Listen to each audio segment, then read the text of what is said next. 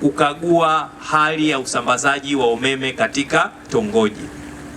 Tunazungumza katika vitongoji kwa sababu sasa hivi katika mkoa wetu wa Songwe hatuzungumzi tena swala la usambazaji wa umeme katika vijiji, kwa sababu vijiji vyote vya mkoa wa Songwe sasa hivi vinawaka umeme. Tunavyo vijiji vipatavyo 307 vyote vinawaka umeme. Dr. Samia Suluhu Hassan ameshafikisha umeme. Lakini tunavyo vitongoji 1489.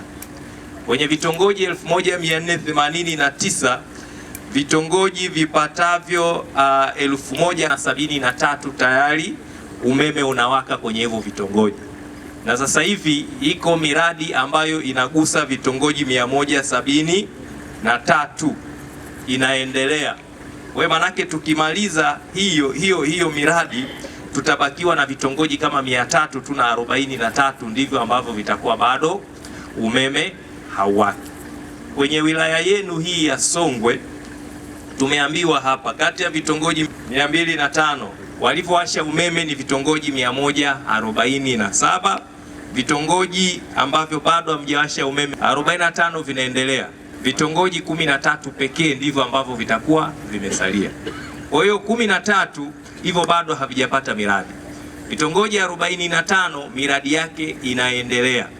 Lakini vitongoji 147 tayari umeme unawaka kati ya vitongoji 205. Sasa mnaweza mkaona kasi ya usambazaji wa umeme inayofanywa na serikali ya Dr. Samia Suluhu Hassan. Piga makofi kwa Mama Samia. Sasa leo tumekuja hapa kwenye huu mradi wa vitongoji 38. Tumepokea taarifa hapa kutoka kwa mkandarasi kwamba kazi ameitekeleza kwa zaidi ya 90%. Vitongoji vipatavyo 30 na ngapi umesema?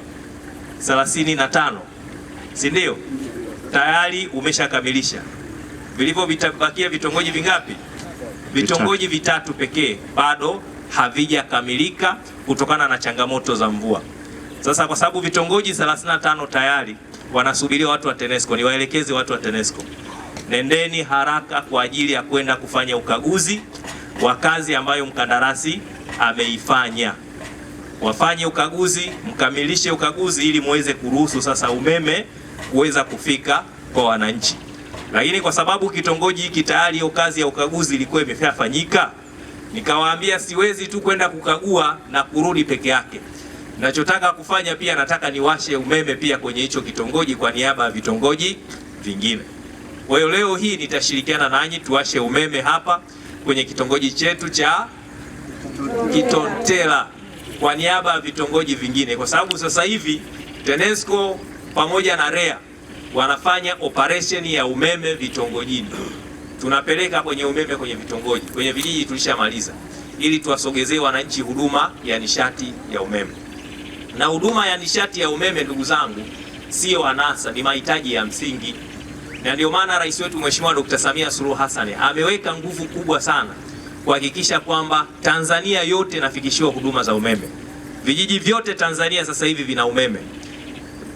Kazi iliyopo sasa hizi ni kwenda kumaliza kwenye vitongoji, na ahadi yake kwa Watanzania ni kwamba ifikapo mwaka 2030 wakati anaondoka madarakani, Tanzania yote itakuwa imewaka umeme kwenye vitongoji vyote katika nchi yetu ya Tanzania vipatavyo sijui zaidi ya 60,000 huko. Vitakuwa vimefanya nini?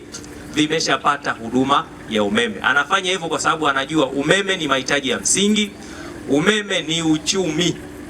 Umeme sio tu tunatumia kuwasha simu peke yake. Tukiwasha umeme hapa, vijana wetu wataweka saluni, watakuwa wanawanyoa watu. Kuna wengine wataweka huduma za kuchomelea, watafanya shughuli za kuchomelea. Kuna wengine watakuwa wanatengeneza ice cream pale, vijana wetu watoto wanakula ice cream. Lakini kuna wengine watakuwa wanafanya shughuli mbalimbali, mashine za kusaga zitawekwa. Lakini viwanda vidogo vidogo vitakuwa vinafanya nini?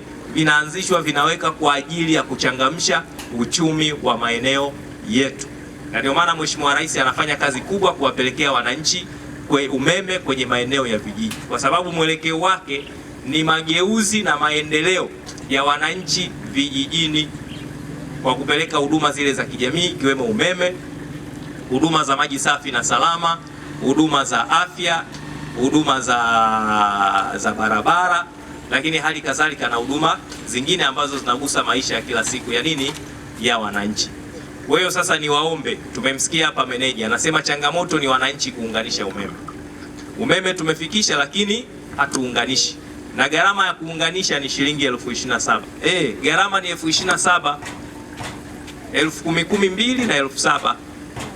Sasa kwa nini hamuunganishi umeme? Hamjafanya wiring. Lakini Mheshimiwa Waziri, Mheshimiwa Deo Ndejembi alielekeza tusisubiri mwananchi aungafanye wiring kwenye nyumba yake yote ndipo tumpelekee umeme. Hata kama mwananchi anataka kufanya wiring, ameweka taa moja, mwashieni, mpelekeni umeme wake. Hata kama amefanya tu sebuleni kwake pale, mpelekeni umeme. Kadiri anayotaka kupata uwezo atamalizia, atapeleka chumbani, umeme utafanya nini? Utamfuata kwenye chumbani. Akiwaza uwezo atapeleka chooni, umeme utafanya nini?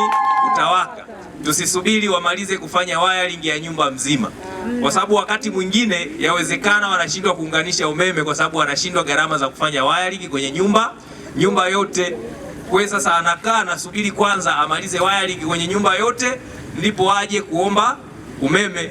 Lakini waziri Mheshimiwa Ndejembi, kwa sababu anajua wananchi hawa na lengo la kuleta umeme vijijini ni kuwasaidia wananchi hao wenye kipato cha chini wapate huduma ya umeme, tuwaregezee masharti, tuwarahisishie ili wapate umeme kwa haraka. Kwa hiyo ndugu zetu wa TANESCO Songwe, lizingatieni hilo. Fikeni kwa wananchi mmoja mmoja kupitia mwenyekiti wetu wa kijiji. Wewe fanya utafiti, mwenyekiti wa kijiji.